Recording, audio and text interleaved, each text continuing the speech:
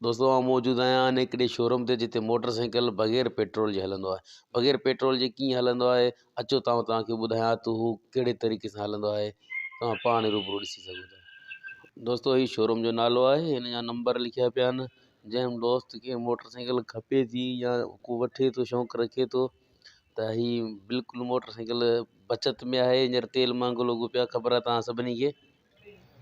दोस्तों ही मोटरसाइकिल आहे बग़ैर पेट्रोल जे हलंदो आहे। हिन में ही जेको बि ॾिसो पिया न तव्हां, त हिन में न ऑयल पवे थो, न को वरी अहिड़ो ॿियो को सिस्टम अथसि, न चैन जो सिस्टम अथसि।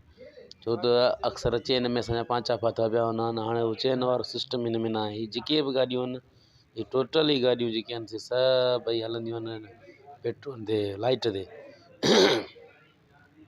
ही लाइट ते हलंदियूं आहिनि। हिननि जी चार्जिंग थींदी आहे 80 किलोमीटर ते ही माना बिल्कुलु हली सघंदियूं।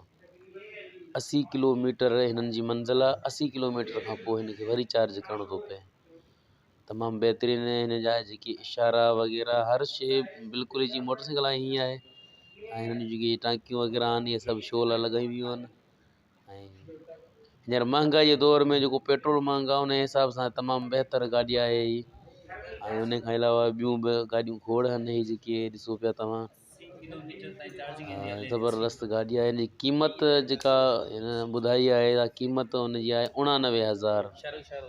89,000 गाॾी जी क़ीमत आहे। हिन जा कागज़ वग़ैरह बि ठहनि था।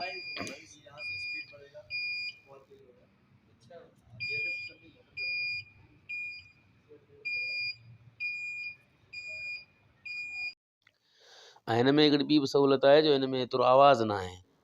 आवाज़ु बिल्कुलु ई न आहे। जीअं माना का शइ मोटर सिर्फ़ु हलंदो आहे, जेको हिन जो जेको स्पीड वारो, बसि उहो ई आवाज़ु अथसि। ॿी का शइ न, चैन जो आवाज़ु न, कंहिं शइ जो आवाज़ु न, गाॾी रू रू करे का शइ या ढरक ढरक जेकी उहा शइ का बि न आहे। गाॾी बिल्कुलु वेंदी बि त माण्हू चवंदा को पंधु धिकियो पियो वञे, अहिड़े हिसाब सां।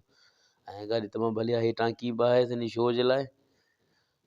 हिन में को ॿेड़ी का शइ कान्हे का, न को तेल पए थो न छा, उहो सिर्फ़ु शो जे लाइ। हिन जी स्पीड वग़ैरह हर शइ ओके आहे।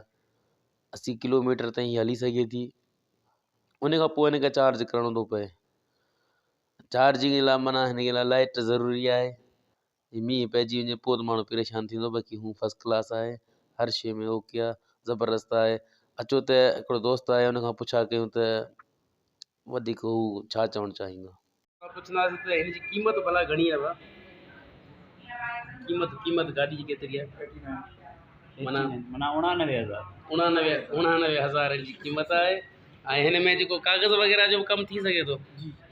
कागज़ बि तव्हां ठाहे ॾींदो हिन जा। सही। बाक़ी जेको माना कमु आहे सो बिल्कुलु ई गाॾियुनि वारो आहे, जीअं ॿियनि जूं गाॾियुनि जो थिए थो। हा, गाॾी त आहे। चेचिस वग़ैरह हिन जो ओके, हर शइ ओके।